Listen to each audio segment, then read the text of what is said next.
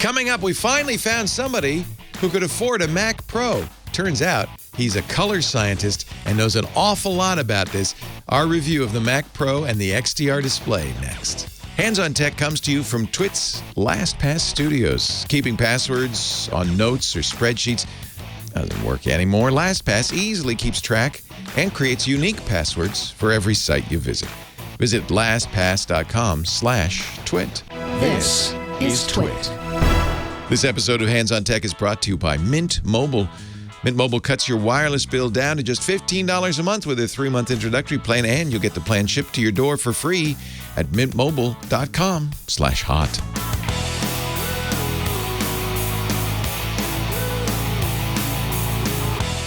Hello, everybody. Welcome to Hands on Tech. Oh, it's a very special Hands on Tech. Nobody here, nobody I know, not even Alex Lindsay, can afford the new Mac Pro. Starting price, $6,000. And that's the stripped down model, not to mention the $5,000 XDR display that comes with it. There is a guy. There is a man. I finally found somebody who actually owns a Mac Pro. And it's not just some YouTube guy. This is a guy who really knows his stuff. And you may remember Ray Maxwell from our longtime podcast many moons ago, Maxwell's House. He made more than 40 appearances on the Lab with Leo show I used to do in Vancouver. A dear friend, Ray Maxwell, welcome to Hands on Tech. It's great to see you. It's good to be back. Say hello. It's been a while. It has been a long time since Maxwell's House left the airwaves, and that's my fault, not Ray's. But I am so glad that we could get you on. First of all, why did you... Can I ask you how much you spent on this thing? Why did you buy it? Well, when it was all done and said, I could have bought a low-cost new car. But now we have... I'll tell you a secret. We have to keep this a secret, okay, Leo. just you and me. No one's watching. If you buy it from apple.ca in Canada, the savings, if you do the conversion between U.S. and Canadian currency, the savings is enough to pay for the GST, the sales tax in Canada. That's unusual. Don't they normally mark it up because the exchange rate is unpredictable? It usually costs more to get stuff in Canada, doesn't it? I saved money buying it in Canada. Okay. And a fair chunk of money. Yeah, well, it may only be a small percentage, but a small percentage of a lot adds up. That's right. And you didn't, by the way, tell us the specs for this Mac Pro that you purchased. Okay, the Mac Pro that I purchased has, I bought the 16-core CPU, 96 gigabyte of memory. I got the Radeon Pro Vega 2 Duo. Oh, you got the Duo. All right. That's Duo. 2 cards. Yeah. Yeah, which has 232 gigabyte of, memory for the graphics card. A 1 terabyte SSD, which I only keep the applications on. And a 32 terabyte Pegasus R4i RAID 5 array. Wait a minute. You have a terabyte boot drive, but 32 terabytes of internal storage? Yes. Now, I also have 3 older Promise Pegasus R4s. Just external. Yeah, external. Yeah. And I don't know, it's 12, 15 terabytes. How much is a RAID array alone? The RAID array alone, that 32 terabyte is $3,000, I believe. Actually, US. If you think about it, that's not bad at all for 32 terabytes. No, that tells you something how much hard drive has dropped in price. But this is a pretty beefy machine. Now, Ray, I know you're a color scientist, and if nobody better to review these displays. But are you launching rocket ships? Are you planning a trip to Mars? What are you doing with all this? Let's look at my inputs that I use. First of all, I'm retired, and I do all this for fun. It's because you love it. Yeah. And of course, we here in Vancouver, we make movies, we make television shows. There's a lot of production happening. So if I get 1 or 2 jobs a year, that's all I want. Nice. I just do it for the fun. And what would you be doing? Rendering or? Well, no, I'm my color correction. is I have a DJI Inspire 2 with an X7 camera, and I have 4 different lenses for it. Oh, so you're doing drone photography? You betcha. Oh, neat. Okay. So I've got, that's a high-end drone that will do 6K video, all right? And it will do both the aspect ratio 16:9 for television and 17:9 for digital cinema. So I can output files suitable for television productions or movie productions. Got it. Okay. So, and see, that's one really good reason to get this. If you're editing 4, 6, or 8K video and you want to do it in real time, you need this kind of throughput. And now with no proxies, I can bring in Apple ProRes RAW. Yeah. Now, you don't actually edit in ProRes RAW. You set in the various parameters, and you actually, in the background, it's being converted to whatever I set. But I usually set for ProRes 422HQ or 4444, Amazing. And you can do that in real time. Yeah. That's now you see the reason for a 32 terabyte Promise RAID. Yeah. The dual graphics cards. You got the Afterburner. Yeah. What does the Afterburner do for you? Okay. The Afterburner card, unless you are using ProRes or ProRes RAW, don't get the Afterburner card. Okay. The Afterburner card only speeds up decoding ProRes files. Well, this is nothing good to know. else. Okay. If you're not using ProRes, forget it. But it allows me to bring in ProRes RAW and work with them in real time. Wow. I mean, think about that. That's because that their ProRes RAW at 6K is 200 megabytes a second. Okay, so here I have here's the flash card or the SSD that goes in my drone. That's 480 gigabytes. So I can do 30 minutes of 6K video and store it on that. And then I plug this in, and this is a Thunderbolt 3 connector. And I plug that into the Mac Pro and now, fasten your seatbelt. I believe it. It's already on. It has been for most of the show. Go ahead.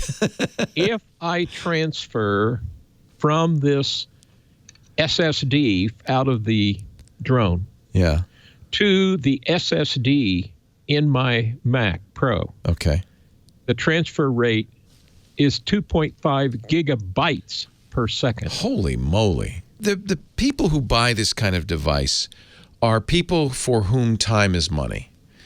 For whom it's, maybe not you, but most other people who buy this device are professionals working in video editing, photogrammetry. That's what Alex Lindsay would do with it. For whom every minute that they spend costs them money. And so you could do everything you're doing on a lesser machine. It just would take a lot longer. So, I was doing it on a previous trash can Mac Pro. Which is a much lesser, by the way, much lesser machine. So tell me what software you're using. Okay, so I have the Final Cut Pro. I have DJI Cine Lite for the conversion of those DNG files. I have DaVinci Resolve. The only reason I have that is I have a good friend who has one of the new Blackmagic compact cameras, and so I can bring in Blackmagic RAW through that and convert it to ProRes. And then I have Adobe Premiere and Adobe Photoshop with Bridge because I'm a printmaker. Remember. Right. Final Cut, though, is of the programs you mentioned, is the only one that will use all of the benefits, all of the features that you have in this Mac Pro, correct. Right? Like the Afterburner. Right. So you almost have to use Final Cut if you're going to buy this machine. Afterburner, anything that uses the QuickTime underpinnings uses Afterburner. Okay. So I can play ProRes RAW in real time with the QuickTime player. So there are really two reviews here. One is the Mac Pro, and one is the XDR monitor. Let's put aside the XDR. We'll talk about that next, but let's talk about the Mac Pro. Has it lived up to your expectations? Where has it failed? Where has it succeeded? What are your thoughts? Love it. Okay, it has lived up to my expectations. I can use these gigantic files, edit in real time. If it has to do rendering, it does it in the background and does it in less than real time. That in itself is amazing to me, because with the old trash can Mac Pro, it was always 2 or 3 times real time to render anything. Had you used an iMac Pro, which is their next level down of this, also a Xeon processor? Now, I'm told, and looking at the specs, it's very good at these things as well. I would expect that, yeah. It's pretty close. But nothing, not from any manufacturer, as far as I can tell, comes close to this Mac Pro, especially as you have configured it. Yeah. Well, when I play real-time video, it's coming in at 200 megabytes a second. I look over on my activity monitor, and my CPU is just loafing. Yeah. Because of this afterburner card, and my GPUs, they're not anywhere near 50%. You probably don't do anything that taxes this computer. No, I haven't found anything that pushes everything to 100%, except the programs to test how, the ones intended to peg it. Yeah. To see what the max is. Yeah, and that's why benchmarks are kind of meaningless when you're talking about a computer like this. It's much more appropriate to talk about real-world use. Yeah. How does it handle 8K, editing in 8K, things like that. And clearly it's doing all right. You did have some problems, though. It wasn't perfect. In fact, that's how we started talking about this. Yeah. Fasten your seatbelt. Now, look, I love my Mac Pro. I love my XD monitor, which we'll get to. But, and I've always loved Apple. I mean, I go back to the days of the Mac Plus. Now, the second or third day, I had this whole setup and had it running. The 32 terabyte Promise Pegasus array quit working. It went from 600 to 800 megabytes a second down to about 5 megabytes a second. Man. And I'm going, what the cat hair is going on? And so I started, debugging and started checking things. And I don't know, I spent quite a few hours. And, well, first of all, let me back up. I'm sitting here, and the first thing that happened was I heard this beep, beep, beep, beep, beep, beep, beep, beep, beep. And I'm going, what the heck is that? And then upon further investigating where that beeping was coming from, it was coming from this RAID array inside the Mac Pro. Okay. And then I started testing the RAID array and found that it suddenly throttled itself back to nothing. So I got out the Pegasus utility and found out that the rearmost hard drive in the array had hit 54 degrees Celsius. And it turns out that it has a protection circuit in each hard drive that when it hits that, it throttles back the data rate so as not to raise the temperature any further. That's interesting, because as hot as that is, it doesn't seem that hot. Well, but that's the limit set by the manufacturer of those Toshiba drives. Hard drives. Yeah. Now, the next thing I discovered is the hard drives in the front of the MPX module. This is, by the way, the Pegasus RAID array is a MPX module that is installed inside the Mac Pro. And here's the gotcha for Apple and Pegasus. All my external Pegasus arrays have their own cooling fan, but this wonderful Mac Pro has these super quiet internal fans, and Pegasus relies on the Mac's fans to cool the hard drive. Ah, interesting. So this is a systems integration problem. Mm-hmm. And they really stubbed their toe here. Because Apple does not make the Promise gear. Right. And the MPX module with the RAID array in it doesn't have any fans of its own because it doesn't want to make noise. That's one of the selling points. Okay. So when I discovered this, I found a third-party little piece of software. I can't remember the name of it right now, but at any rate, it allows you to take over manual control of the fans in the Mac Pro. Now, the Mac Pro fans were turning, there's 4 fans in there, and they were all turning about 500 RPM, and they're absolutely silent. They're beautiful. I mean, the design of those fans is magical. There's no sound coming out of that thing. At any rate, I went in manually and turned the speed of the fan that's directed at that RAID MPX module. I turned it up to 800 RPM, and bang, I could hold the temperature down to 45 degrees C. So that the problem went away. But I had to do that manually. So I'm talking to both Apple and Promise about this and saying, hey, guys, you really stubbed your toe here. You didn't, let me put it this way. I know something about systems integration. I worked at McDonnell Aircraft on the F-4 Phantom for the British Phantom, and I was an HF comm specialist. And when I keyed the HF comm on a certain frequency, the Westinghouse radar would lock onto a non-existent target and ask if it could fire a missile at it. And for some reason, the British officers that were accepting the plane would not accept that. I mean, picky, but it's a systems integration problem. They knew. And we had a whole department that's all we did. It was integrate electronic systems into aircraft. Well, these guys were integrating this RAID array into the Mac Pro, and they clearly didn't do proper testing. Now, there are third-party tools like Mac Fan Control that you could use to turn up the fans, but I think you chose the right route. You complained to Apple. Sure, because I shouldn't have to do this. Yeah. Come on. Yeah. And so, any rate, finally, the good news is I got escalated all the way up to some guy at the Austin, Texas factory where they assemble this thing. Yeah. Where they make it. And he tried really hard to be helpful, but he said, okay, I've got all the details. You've done an excellent job of figuring out what the problem is, and, we'll get back to you. Never heard anything.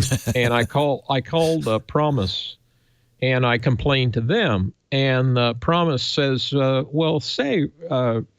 Ray said, have you upgraded to 10.15.3? Uh-huh. And I said, well, yes, I have. And they said, well, turn off your manual control of the fan and watch what happens. Uh-huh. Oh, now the fan runs at 800 RPM because Apple made changes, did not put it in the release notes, did not call the users of their Mac Pro and tell them, hey, we stubbed our toe, we made a mistake, and here's a fix for it. Okay. Shame on them. I had to find that out from Promise. Yeah. Okay. I shouldn't have had it. They should have phoned me after, having the case. I agree. And but told me. The good news is they obviously listened to you. Except for one thing. I wrote up everything I'd found, and I said, guys, now that my hottest, hard disk is running at 45 degrees, which is 5 degrees hotter than the ones in my external RAID arrays. I said, I noticed that the coolest one in the RAID array is 10 to 12 degrees cooler. So there's one heck of a temperature gradient inside that MPX module. And I said, if I was the designer of that, that would not do. Mm-hmm. I would change the design to get a homogeneous temperature throughout the system. See, this is where Promise may not have the same QC or design systems as Apple does. I'm sure Apple would have done it right. Yeah. Well, there you go. So that's all I'll say about that. They and I haven't heard any more since that time, but I monitor the temperature of that hard drive, and it's sitting at 45 degrees C all the time. Any other negatives to report? Yes. Wait a minute. Now, you spent a lot of money on this machine, and you love it. I guess every machine has its flaws. Yeah. This one is also quite...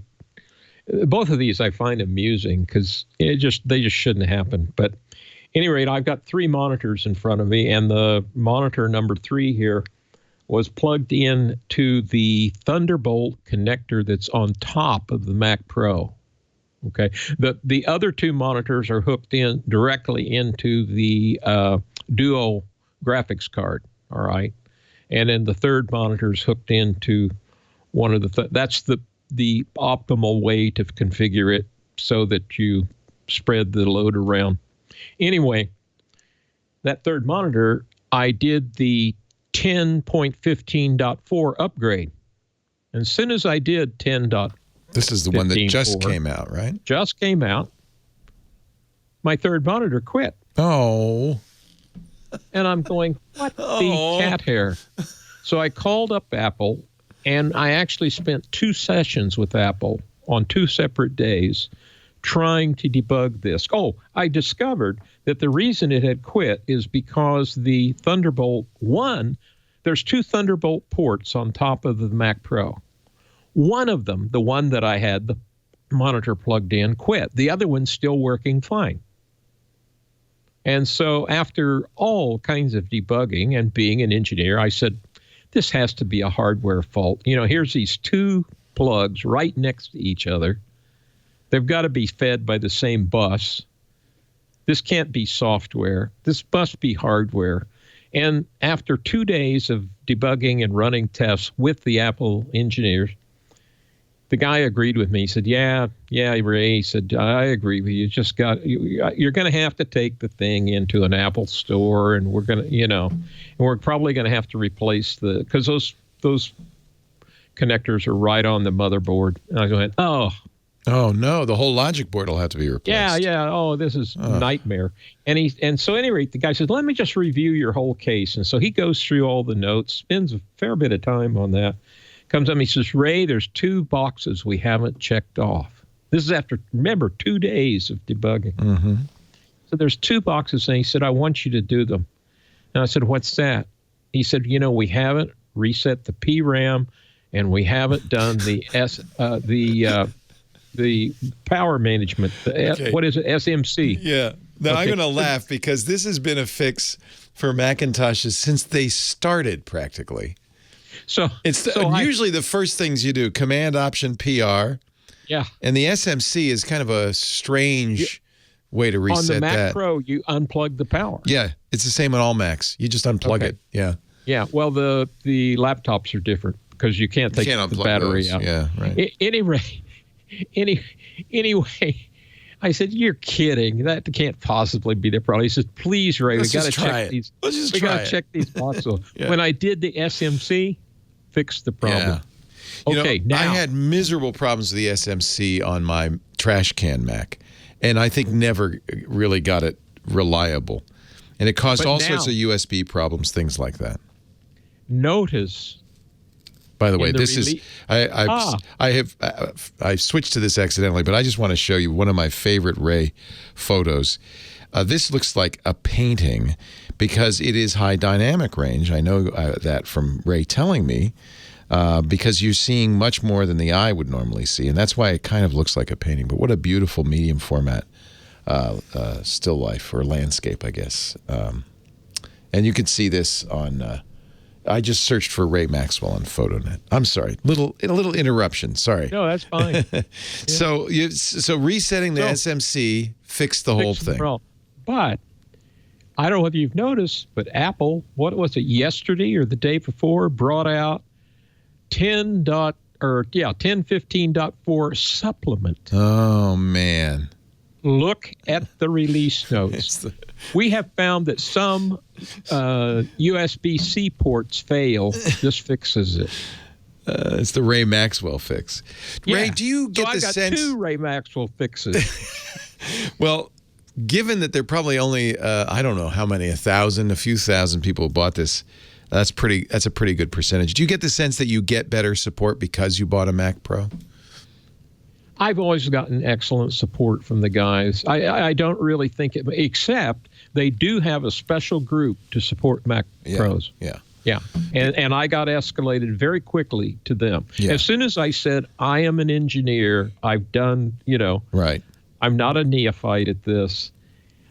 The first guy I talked to at Apple, and I think he was Apple Canada in Hamilton, Ontario, he immediately said, oh, in that case, I'm going to immediately move you up one level. And he did.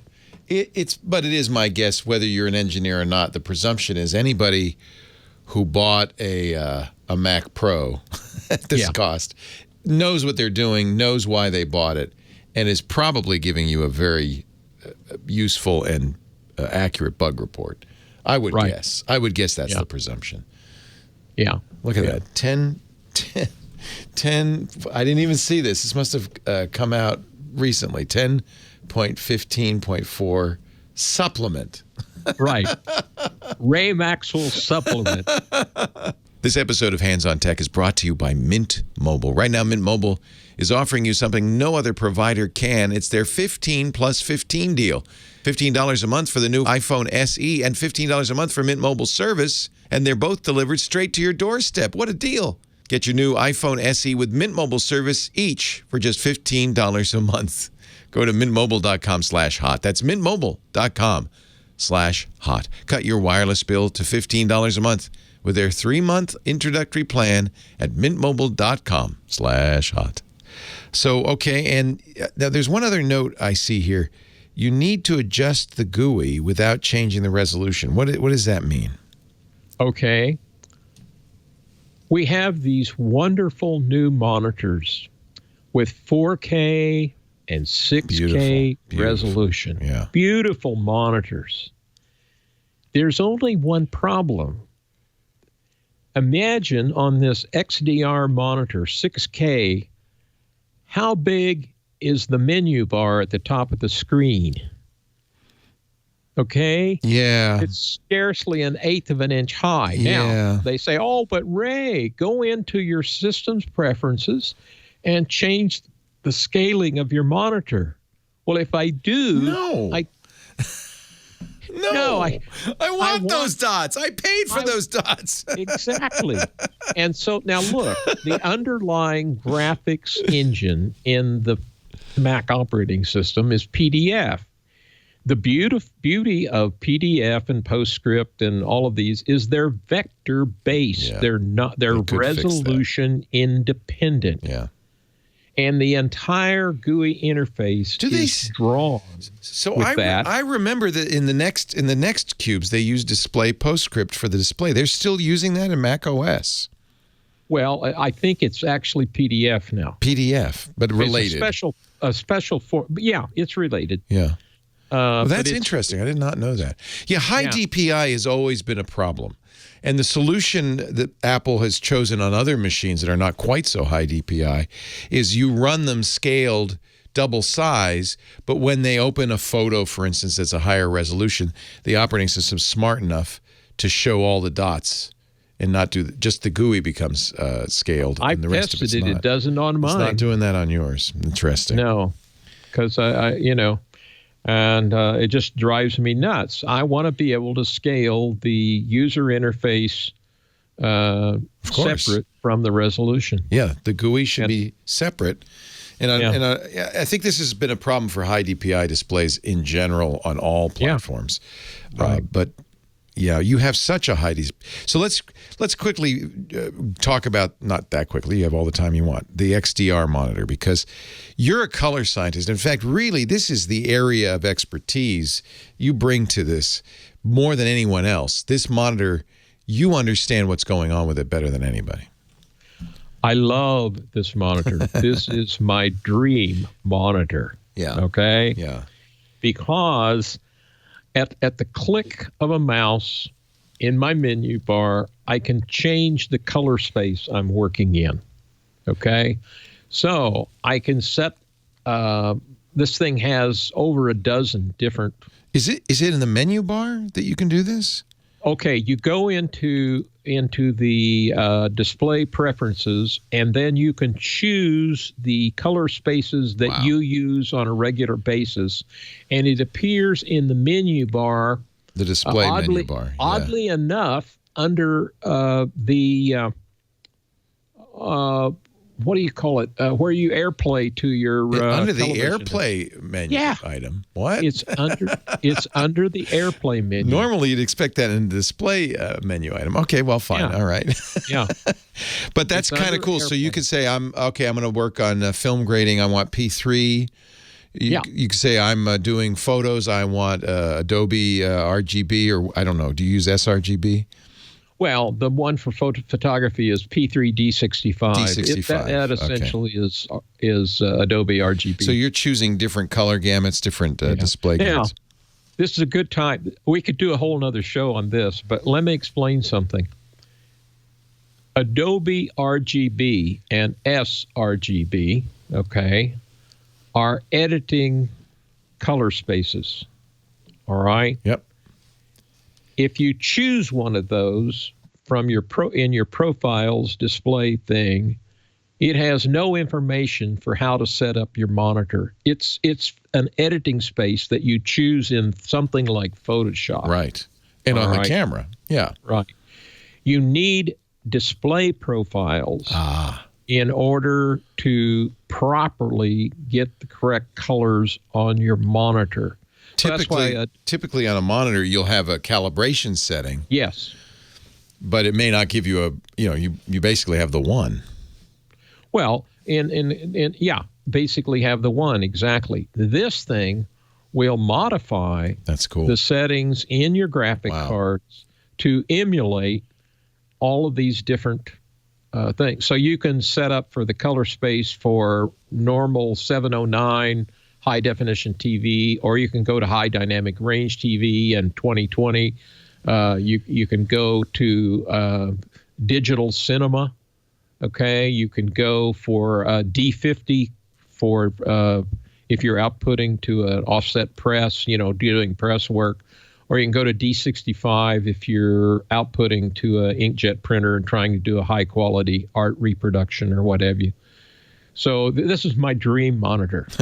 I would guess that, this monitor is $6,000. Did you get the stand, by the way? Yep. Okay. $7,000. Did you get the wheels for the Mac Pro? No. Okay. It sits under my desk. Yeah, it's not going anywhere.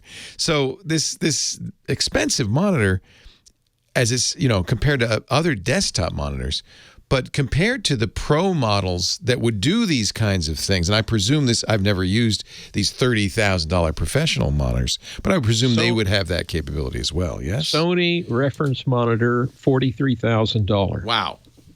Now, how does this compare to that? Okay, let's go to that, because I love this particular topic. There are two very good reviews. Well, one I disagree with, but there's two fairly in-depth reviews of the XD monitor on the site. Now, there's dozens of other reviews, and they tell you how pretty it is and how well built it is and everything, but they don't talk anything about delta ease or color accuracy. The skill set you bring to the table is very different than a tech journalist's skill set. Right. And this is one of the reasons I wanted to get you on to talk about the Mac Pro. None of us, certainly not me, can really do justice to this monitor or the Mac for that matter. We could talk about speeds and feeds and specs, but you understand and have used these much more expensive tools, and you understand what a monitor like this offers. Right. At any rate, in these two reviews, the one was done by PC Magazine, and whoever did it had all the spectrophotometers and the whole 9 yards. Good. And he did a very good review of it. And he basically says, I can't believe the color accuracy of this thing coming out of the factory calibrated. Now, let me tell you one other thing here before we go any further. It comes factory calibrated, all right? And just recently, again, 10.0 15.4 allows you to now create custom profiles for color spaces they don't cover in this. Frankly, I can't think of any, but just in case you could find something. Just in case if something you want new a custom comes along. one, yeah. Right. You can create your own.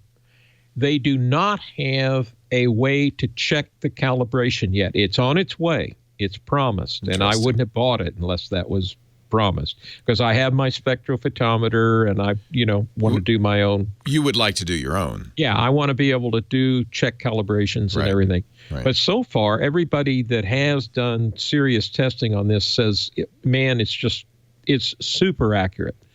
And it's really great. Now, the other in-depth review was done by a guy who calibrates television sets, and he knows quite a bit. But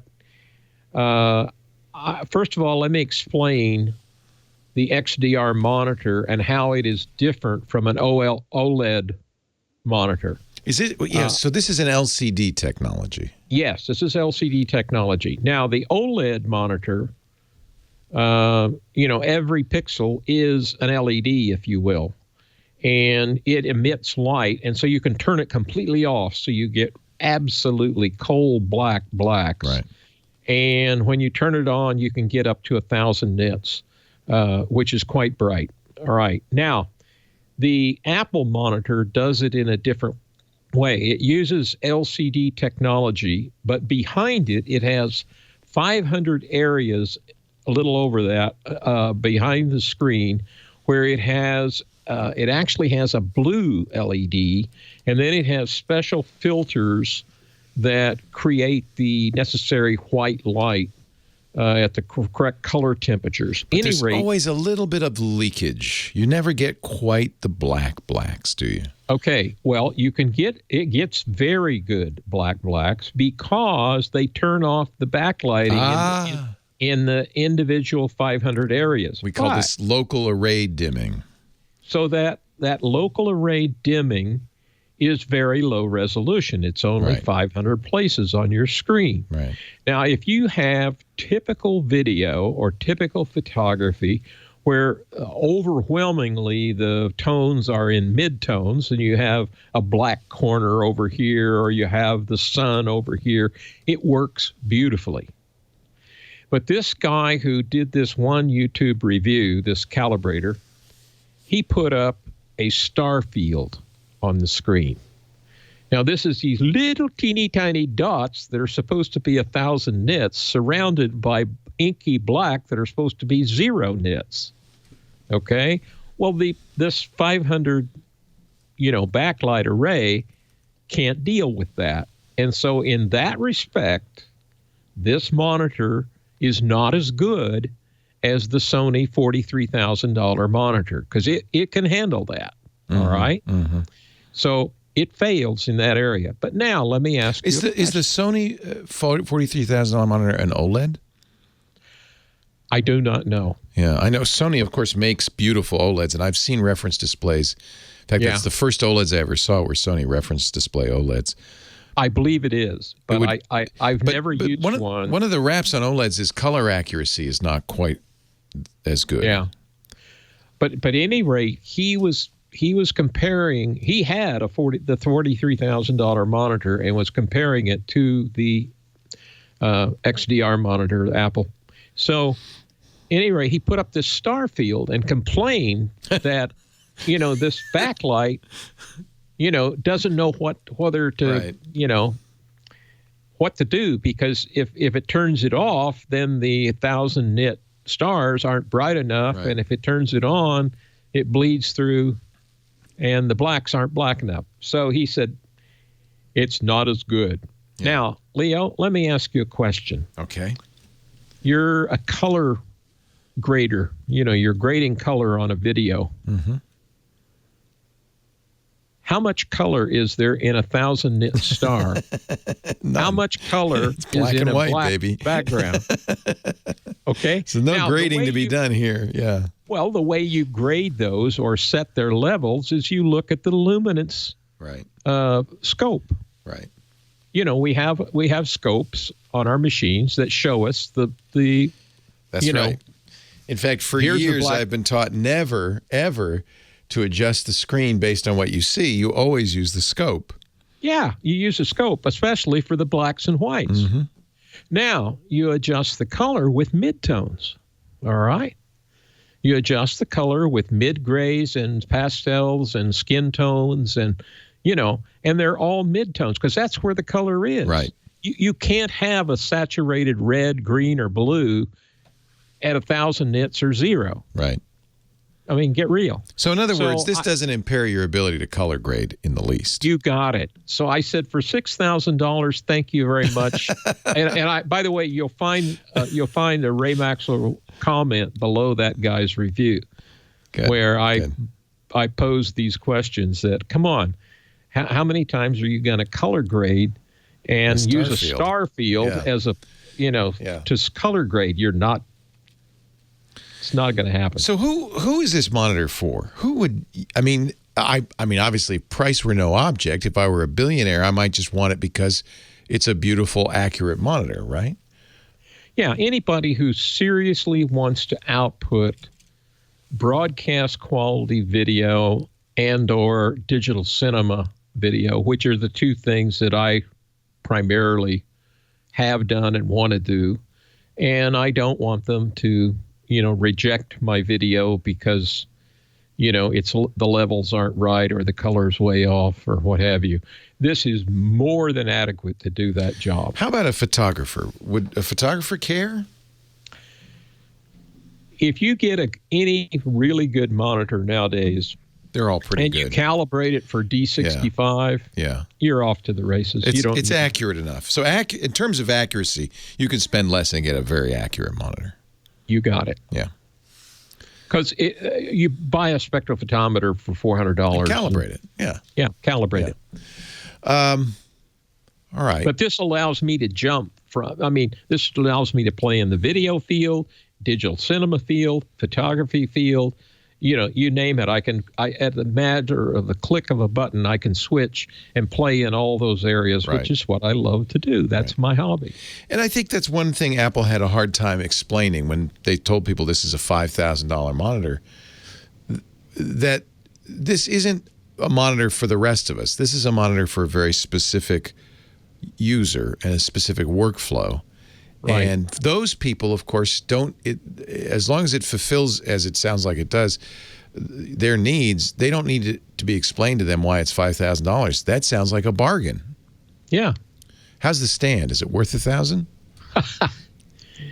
I was too lazy to seek out a cheap stand and the Versa or whatever it is adapter. The Visa adapter, Let me put it this way. When you spent a low-priced car on the whole system... $1,000 here, $1,000 there. But it looks nice. How about the angles and so forth? Is it easy to position? And yeah. It ought to be. It just floats in front of me here. Yeah. There's something to be said for that. Yeah, it's nice, but now let me somewhat sum up here. Yes. Why I bought this. I have in front of me now an extremely well integrated system. Apple builds Final Cut Pro, Apple builds the computer, Apple builds the monitor, and it is incredibly versatile such that I can do work in digital cinema, I can do work in high dynamic range television or regular HD TV. And by the way, I love high dynamic range now. And by the way, I have a 4K LED television in my room as well. Yeah, but wouldn't you want to just watch it on the XDR, except for the size? Well, it's a 50-inch monitor, and I have a lazy boy in front of that 50-inch monitor. Yeah, that's a good point. I would be tempted though if I got an XDR to at least watch one or two movies, maybe 1917. And by the way, all of those will switch and deal with the 2020 HQ or PQ, HLG, or Dolby. What is it? Dolby Vision. The Dolby's high dynamic range format. Nice. Yeah. Now, that's the one format I haven't got software to output yet, but I can do 2020 PQ and HLG, which are high dynamic range formats. It sounds like for somebody who's doing a certain kind of work, this is worth the money. They know how important their time is. Often they get the clients to pay for it anyway. And they know that, this is their professional tool. It's not a computer for me or many of our viewers because, unless you want bragging rights, you don't need all that power. You don't need that particular display. An iMac Pro, for instance, would get you probably 90% of the way there and be sufficient for almost anybody. Of course, that's still an expensive machine. And this is what's interesting, that Apple, I think, decided to make a machine with zero compromises and said, let's see what we could do. If we don't look at price, we don't look at anything but making the best possible computer. Do you think they achieved that? I do, yeah. I'm extremely happy with the whole system. And like I say, end-to-end integration. I just plugged it all in, installed the software, it all works. I had my little bugs that I had to deal with, but other than that, integrating a Windows system would take a lot more time. And I think that's what Steve Jobs said many, many years ago. If you want to make a great computer, you have to integrate the whole stack, the hardware and the software. You have to do it all because that's the only way you can make everything work seamlessly.